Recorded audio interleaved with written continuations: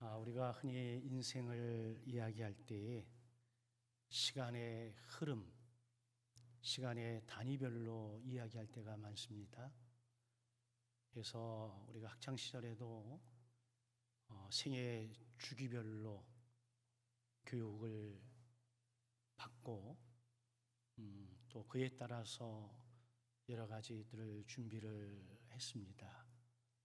제가 교단의 교육부장을 하면서도 공과를 만들 때에 생애 주기별에 맞게끔 공과를 만들고 편집을 하고 제작을 하기도 했습니다. 그래서 교육부장을 마무리하면서 마지막으로 시니어들을 위한 시니어 교재를 출판을 했고, 그래서 저희 교회도 올해부터 시니어 스쿨이 진행이 되어지고 있습니다. 그러나 시간의 흐름도 분명히 중요하고 생애 주기도 중요하지만 이렇게 자세히 좀 살펴보고 들여다보면 인생의 순간순간마다 누군가를 만났는가가 참 중요하다는 생각을 하게 됩니다. 어떤 사람은 한 권의 책을 읽다가 책 속에 좋은 글귀를 통해서 삶의 방향을 바꾸기도 하고요. 어떤 분들은 좋은 스승이나 지인이나 친구를 통해서 자신의 가능성을 발견하기도 하고요. 또 어떤 이들은 한 사람을 만나서 전혀 차원이 다른, 전혀 가치가 다른 새로운 인생을 살아가는 사람들도 있습니다. 저도 그 중에 한 사람임에 틀림이 없습니다. 미라클 모닝이라고 하는 책에서 저자인 엘로드와 클라크는 삶의 변화는 아침의 작은 습관에서 시작이 된다라고 이야기를 합니다. 그러면서 우리의 인생을 바꾸는 가장 중요한 만남이 있는데 그 만남 가운데 하나는 자기 자신과의 만남이라고 강조를 합니다. 여러분들은 여러분들 자신과 만난 경험이 있을까요? 사실 우리는 나 자신을 잘 모를 때가 많습니다. 내 안에 있는 진정한 나를 만난다는 것은 굉장한 은혜요 축복이고 발견이거든요.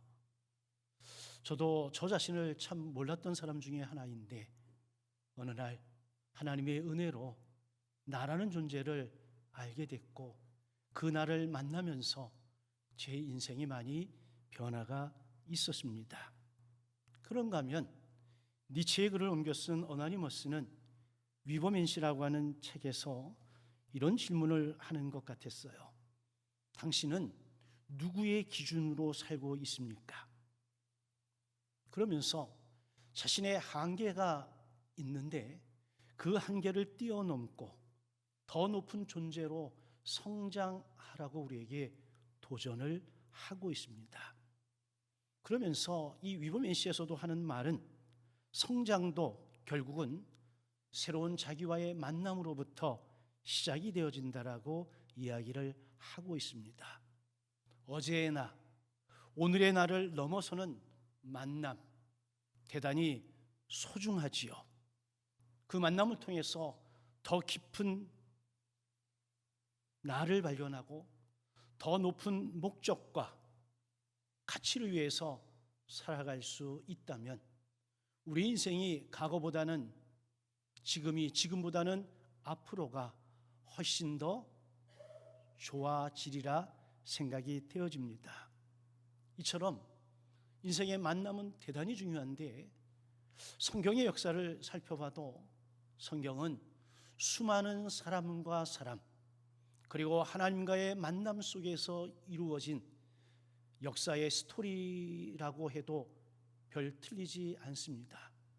성경 자체가 예수 그리스도가 핵심 주제인데 예수 그리스도를 만난 사람들의 이야기가 성경에 가득한 것을 보면 만남이라고 하는 것은 우리의 인생의 가장 중요한 모습 가운데 하나일 수 있습니다.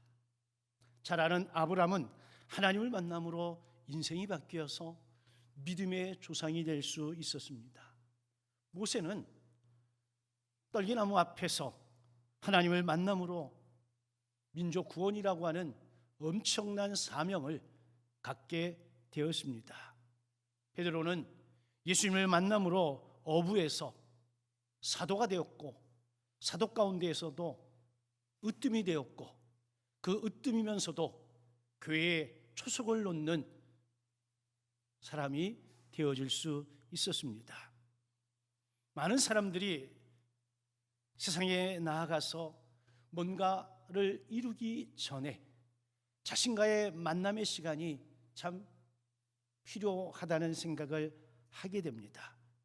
하루를 일찍을 시작하든 하루를 어떻게 시작하든 먼저 자기 자신과의 만남을 가지고, 그리고 자신의 가능성과 만나고 자신의 사명과 가치와 만나게 될 때 인생은 새로운 방향을 향해 움직이기 시작을 합니다. 제가 코칭을 한 7년 정도 진행을 하면서 제가 전혀 모르는 세계, 전혀 관심 없던 분야에 힘을 쏟게 된 이유가 누군가의 질문 속에서 제 안에 있는 나를 만났기 때문에 그렇습니다. 그 질문 이전에 한 번도 나는 나를 그런 존재로 여겨본 적이 없습니다. 근데 단 하나의 질문 속에서 제가 멈칫했고 잠시 생각이 돌아가는 가운데에 내 안에 그런 모습이 있음을 저도 충격적으로 알게 되었고, 그리고 그 가능성이 내게 분명히 있음을 확인하고 그때부터 새로운 시야를 가지고 움직이기 시작을 했는데, 그게 제 삶과 사역과 제 앞으로의 미래도 바꿔놓는 계기가 될 수 있었습니다. 생각해 보면 우리의 인생이 그런 것 같습니다.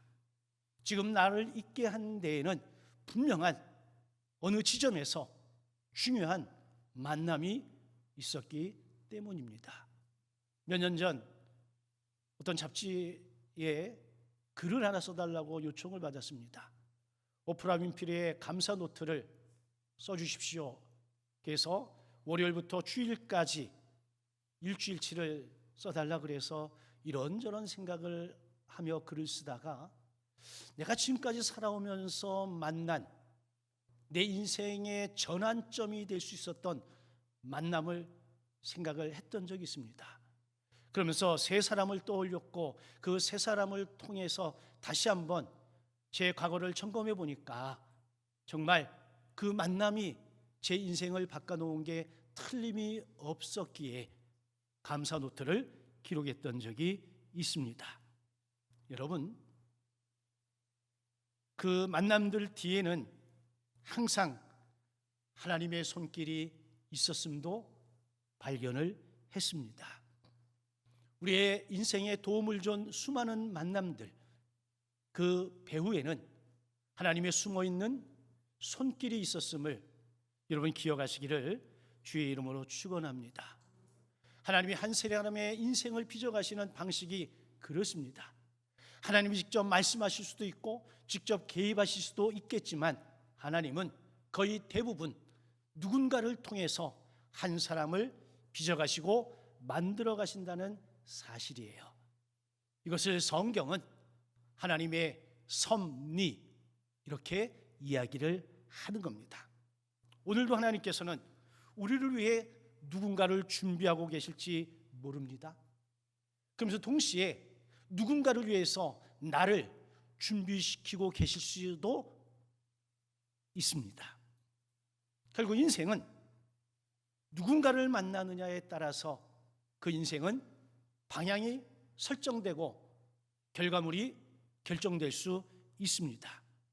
물론 우리는 그리스도인이기 때문에 하나님의 만남이 가장 우선시 되어지지만 하나님이 사람을 통해서 일하신다고 한다면 내 주변에 있는 누군가가 하나님이 보내신, 하나님이 내게 만나도록 해주신 사람일 수 있습니다.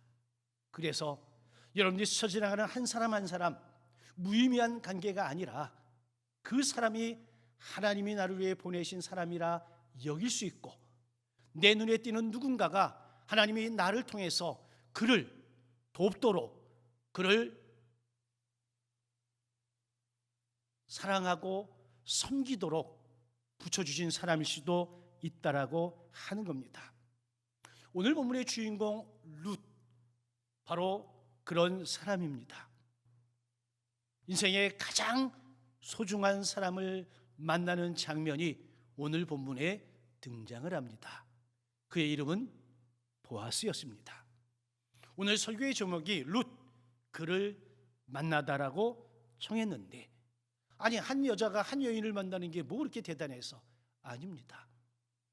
룻이 보아스를 만난 것은 단순히 보아스라고 하는 남자, 사람이 아니라 하나님께서 준비해 놓으신 사람이기 때문에 이 만남은 대단히 소중한 만남이 되는 겁니다. 여러분, 룻은 보아스를 찾은 적이 없습니다. 근데 하나님은 이미 준비하고 계셨습니다. 룻은 한 끼를 위해서 보리 이삭을 줍기에 밭으로 나갔습니다. 그러나 이미 하나님은 한 사람을 준비하고 계셨습니다. 룻은 오늘 하루 어떻게 먹고 살까, 이게 걱정거리였습니다. 그런데 하나님은 미래를 준비하고 계셨습니다. 룻은 어떻게 해서든지 시어머니와 살아남는 게 목적이요 목표였습니다. 그러나 하나님은 이 여인을 통해서 하나님의 구속의 역사를 준비하고 계셨다라고 하는 겁니다. 그래서 다니엘 블록이라고 하는 구약학자는 룻기의 모든 장면 뒤에는 보이지 않는 하나님의 손이 움직이고 있다라고 이야기를 하고 있습니다. 우리는 이것을 하나님의 섭리라고 이야기하는 겁니다. 여러분, 우리가 여기까지 오기까지 하나님의 섭리하심이 있음을 믿으시길 주의 이름으로 간절히 축원합니다. 그래서 룻기의 이야기는 우연한 만남의 이야기가 아니라 하나님의 치밀한 섭리와 계획의 이야기라고 하는 겁니다. 그리고 하나님은 룻 당시나 지금 우리에게도 동일한 방식으로 일하고 계심을 믿으시길 주의 이름으로 축원합니다. 자, 이 하나님의 놀라운 섭리 가운데 우리가 발견할 수 있는 몇 가지가 있습니다. 첫째, 룻은 절망 속에서 하나님이 준비한 사람을 만났다라고 하는 겁니다. 여러분, 룻은 모든 것을 잃은 여인이었습니다. 남편을 잃었습니다. 미래를 잃었습니다. 경제적인 기반은 전혀 없습니다. 젊은 가부가 되어서 나이든 홀로 된 시어머니를 모시고 이국 땅으로 들어온 사람입니다. 지난번에도 얘기했듯이 마치 겨울 들판에 앙상하게 서 있는 나무와 같은 존재가 룻의 처지입니다. 나무는 앙상했습니다. 바람은 차가웠습니다. 어디에도 꽃은 보이지 않았습니다. 그러나 겨울 들판 그 아래에서 이미 봄이 준비되고 있듯 룻이 흘린 눈물 그 아래에서도 하나님의 은혜는 준비되고 있었다라고 하는 겁니다. 오늘 본문 2장 3절이 이야기합니다. 우연히 보아스에게 속한 밭에 이르렀더라.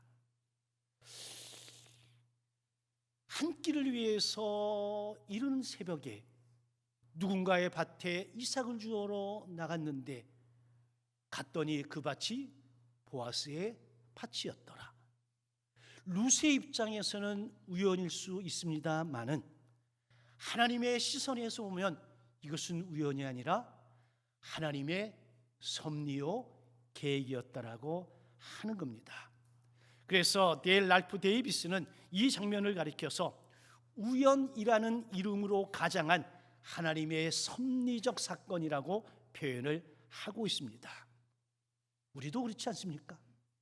여러분들은 여러분들이 살아온 인생을 다 이해가 됩니까?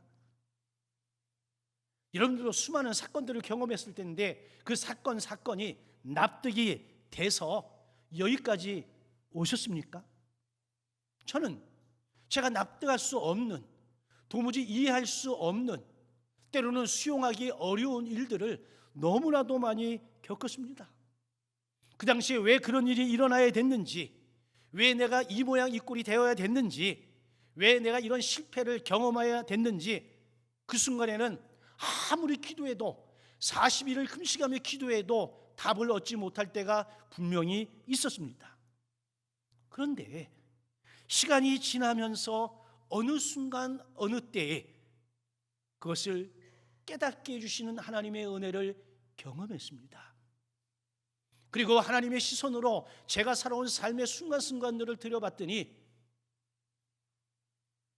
하나님의 따뜻한 손길이, 하나님의 엄청난 은혜와 사랑이 거기에 있음을 깨달아 알게 되었습니다. 그래서 저는 은혜를 이야기할 때 가장 소중한 은혜는 깨닫는 은혜라고 생각을 합니다. 깨닫게 하시는 것도 내가 깨닫는 것이 아니라 성령이, 하나님이 깨닫게 하셨기에 내가 깨달아 알 수 있었기 때문에 깨닫는 은혜가 저는 가장 큰 은혜 가운데 하나라고 여기고 살고 있습니다. 여러분, 요셉이라고 하는 인물 감옥에서 몰랐습니다. 그런데 하나님은 총리의 자리를 이미 준비하고 계셨습니다. 모세는 광야에서 전혀 몰랐습니다. 왜 한나라의 왕자로 살던 내가 여기에 이렇게 처참한 몰골로 존재해야 되나? 그러나 하나님은 출애굽을 준비하고 계셨습니다. 룻 보리밭에서는 전혀 몰랐습니다. 추위에 떨면서 남들의 시선을 피해가면서 마음을 움켜잡고 보리 이삭을 주었습니다. 그러나 하나님은 이미 보아스를 준비하고 계셨습니다. 여러분, 믿음으로 살아가는 믿음의 자녀들에게 목적 없는 고난, 의미 없는 기다림 없습니다. 하나에서 열 모든 것들이 하나님의 섭리요, 하나님의 은혜입니다. 혹 이 순간 여러분들의 삶에 일어난 일들에 대해서 도무지 풀리지 않고 이해되지 않고 용납이 되지 않고 납득이 되지 않는다 하더라도 여러분, 절망하지 마십시오. 하나님은 이미 움직이고 계십니다. 우리의 이야기 끝에 하나님은 분명히 우리를 놀라게 해줄 겁니다. 그래서 우리가 무릎을 딱 치고 그때 그래서 하나님이 그러셨구나, 이런 깨닫는 은혜의 고백이 저와 여러분들에게 있기를 주의 이름으로 축원합니다. 또 하나, 룻은 보아스를 통해서 하나님의 마음을 만납니다. 20절을 보면 나오미는 놀라운 사실을 발견합니다. 그 사람은 우리 기업 물을 자 중 하나이니라. 룻과 마찬가지로 나오미의 삶은 절망 가운데 깊은 수렁에 빠져 있습니다. 빛이라고는 전혀 찾아볼 수 있는 어둠 속에 묻혀 있습니다. 그런데 자신의 며느리가 누군가의 밭에 가서 그 주인의 도움으로 떨어진 보리 이삭을 너무나 많이 가지고 오는 것을 보면서 누구 밭에 갔느냐고 물어봤을 때에 보아스의 밭이라는 이야기를 듣는 순간 이 여인의 어두웠던 삶에 한 줄기 빛이 쫙 비치는 것을 나오미는 느꼈으리라 저는 생각합니다. 왜? 보아스는 기업 물을 자 중에 한 사람이었기 때문에 그렇습니다. 성경은 이 기업 물을 자를 고엘이라고 이야기를 합니다. 이 고엘은 잃어버린 모든 것들을 회복시켜 줄 수 있는 사람입니다. 대가 끊겼으면 대를 이어주고 굶어 죽을 것 같으면 경제적인 도움을 통해서 이 사람이 회복되어지도록 하나님께서 제도로 만들어 놓은 게 기업 물을 제도입니다. 이 고엘이라고 하는 이 기업물을 자는 어떤 유익이나 어떤 대가를 바라고 하는 것이 아니라 하나님의 명령에 순응해서 내가 할 수 있는 모든 것을 통해서 그 가문이, 그 사람이, 그 존재가 다시 살아나고 회복되어지고 계승되어지도록 헌신하는 것, 여기까지가 고엘의 책임입니다. 그런데 바로 보아스를 만났다라고 하는 겁니다. 브루스 월키라는 학자는 말합니다. 이 고엘 제도는 하나님의 언약적 사랑을 눈으로 볼 수 있도록 만든 제도라는 겁니다. 다시 말하면 보아스는 하나님이 어떤 분인지 어떤 존재인지를 우리에게 보여줄 수 있는 사람이라고 하는 겁니다. 여러분, 저와 여러분들 가운데에도 누군가를 통해서 하나님을 보신 분들 계시지 않을까요? 아니, 내가 만난 어떤 사람이 정말 선하고 아름답고 믿음의 삶을 살아서 야, 내가 참 저런 사람이면 좋겠다, 내가 이런 사람에게 이런 도움을 받다니, 그러면서 은연중에 아주 조금이라도 하나님을 향한 마음이 열렸다라고 한다면 우리는 그 순간에 하나님의 마음을 만났다라고 이야기할 수 있습니다. 룻은 보아스를 만나면서 지금까지 받아보지 못한 보호와 환대와 존중을 경험했습니다. 그러면서 동시에 그는 하나님이 이 사람을 내게 보내주셨다라고 하는 아주 소박한 믿음을 갖지 않았을까요? 이게 하나님의 마음을 만나는 장면입니다. 우리도 역시 마찬가지입니다. 우리가 처음 하나님을 경험한 것은 대개 사람을 통해서 아닐까요?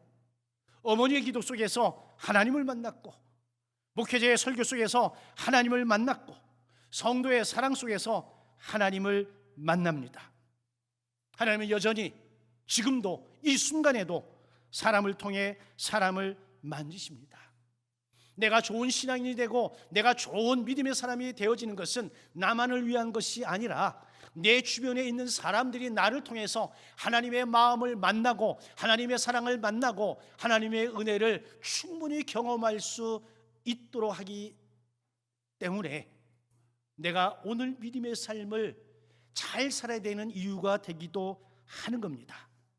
여러분, 좋은 신앙은 하나님을 닮아가는 것이고, 성숙한 신앙은 하나님의 마음을 누군가에게 보여주는 사람입니다. 제가 몇 년 전부터 하나님의 마음이라고 하는 주제를 가지고 설교하고 집회하고, 저도 하나님의 마음을 알기 위해서 끊임없이 기도하고 무릎을 꿇습니다.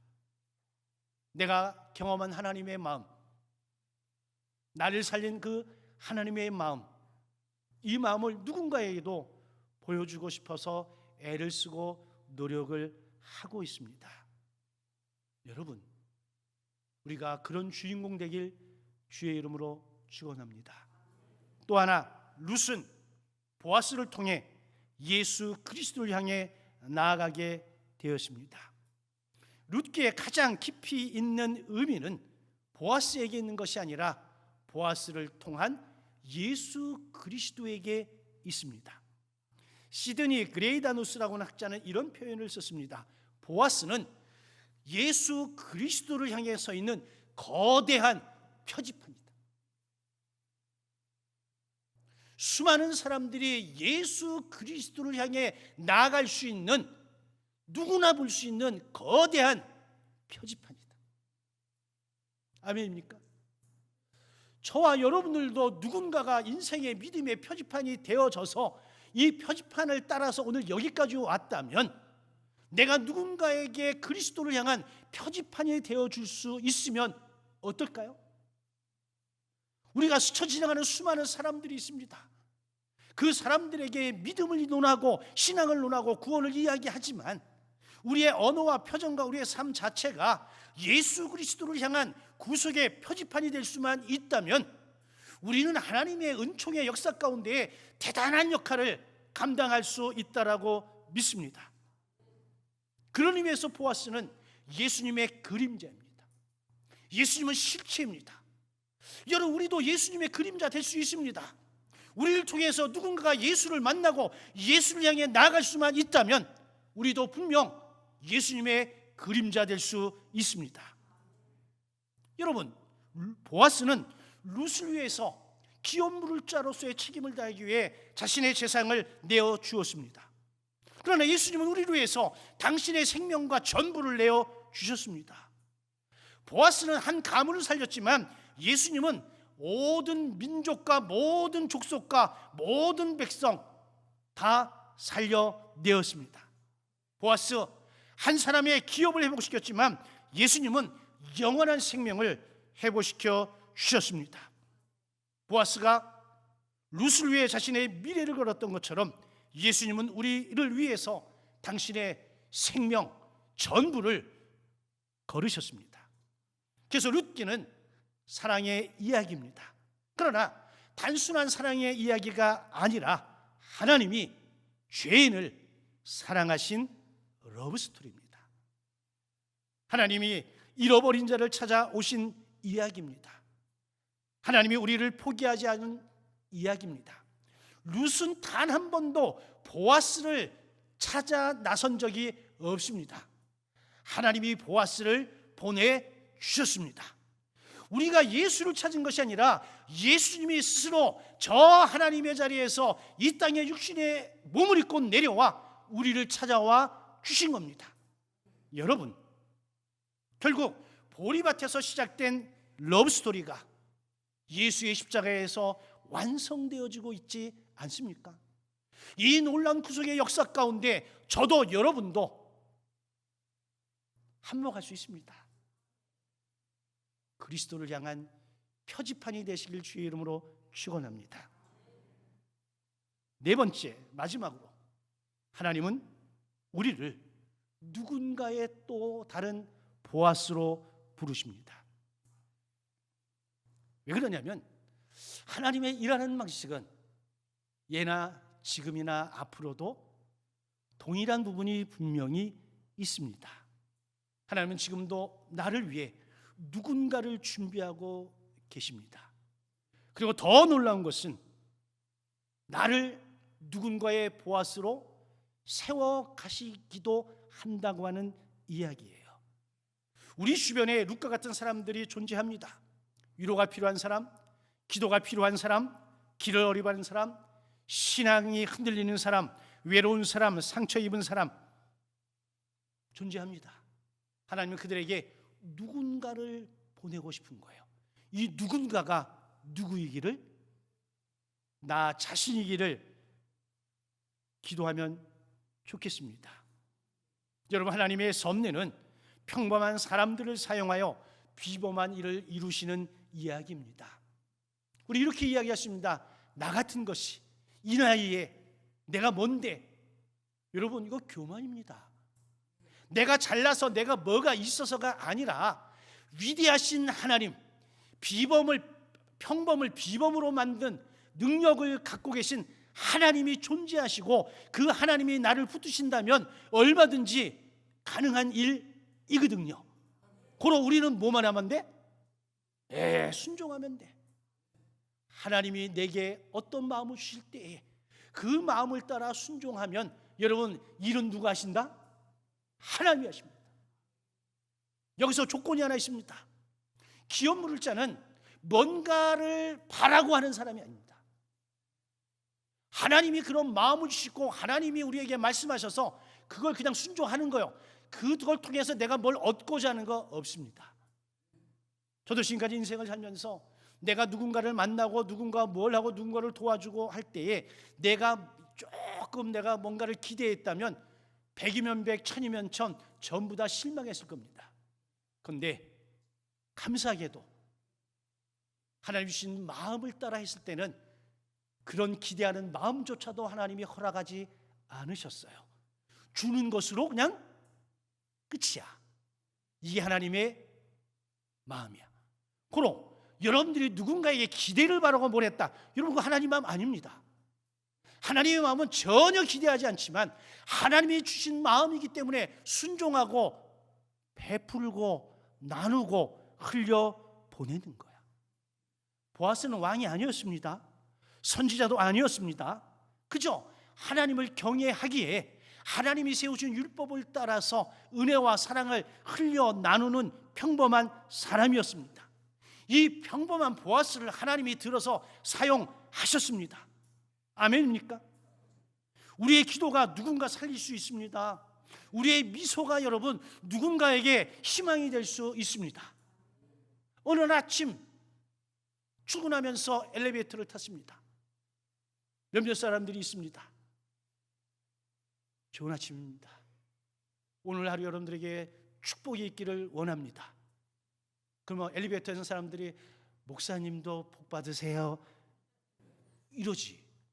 그런데 제가 딱 타면서 인상 빡빡 쓰고 아무 말도 안 하고 있으면 그분들이 속으로 뭐라 할까요? 목사님 부부싸움 하셨나 보다. 그러면 하루 종일 마음이 불편할 거 아니야. 여러분 아세요? 제가 얼굴상이 웃는 상이야. 제가 이 덕을 굉장히 많이 봅니다. 많은 분들이 저를 만나는 분들이 그래요. 아우, 진짜 목사님 참 인상이 좋대. 저는 아멘이요. 근데 저는 이 인상도 누가 주셨다? 하나님이 주셨다고 믿어요. 사람은 온 가지 마음이 다 어디로 나와? 얼굴로 나오는 거야. 아멘? 그런 의미에서 여러분 감사합니다. 제 얼굴을 이렇게 편하게 만들어 주셔서. 중요한 것은 루시 보아스를 만났다. 더 정확히 말하면 하나님이 준비해 놓으신 사람을 만난 거예요. 이 만남이 한 사람을 살렸고 한 가문을 살렸고 하나님의 구속의 역사를 이끌어냈다라고 하는 겁니다. 그러면서 또 하나 기억해 주십시오. 하나님은 여러분보다 먼저 가 계십니다. 그리고 여러분들을 위해 준비하고 계십니다. 어느 날 누군가가 저를 찾아와서 목사님이 제 인생의 보아스였습니다. 이러면 얼마나 행복하겠습니까? 제가 하나님 나라에 갔는데 나보다 먼저 간 사람이 하나님 나라에서 저를 보자마자 목사님, 제가 세상에 살면서 목사님은 제 인생의 보아스였습니다. 그러면 제가 얼마나 행복할까? 여러분, 남은 생에 좀 행복하게 살면 어떻겠습니까? 이 대목에서는 아멘을 하는 게 정답이야. 여러분, 앞으로 남은 생애를 여러분 정말 누군가의 보아스처럼 살면 어떻겠습니까? 하나님이 준비하고 계십니다. 하나님이 여러분들의 마음 가운데 아주 소리 소문 없이 주는 그 작은 따뜻한 마음에 순종하시면 우리도 하나님이 보내시는 보아스 될 수 있습니다. 그 은혜가 우리 모두에게 있길 주의 이름으로 간절히 축원합니다. 아멘.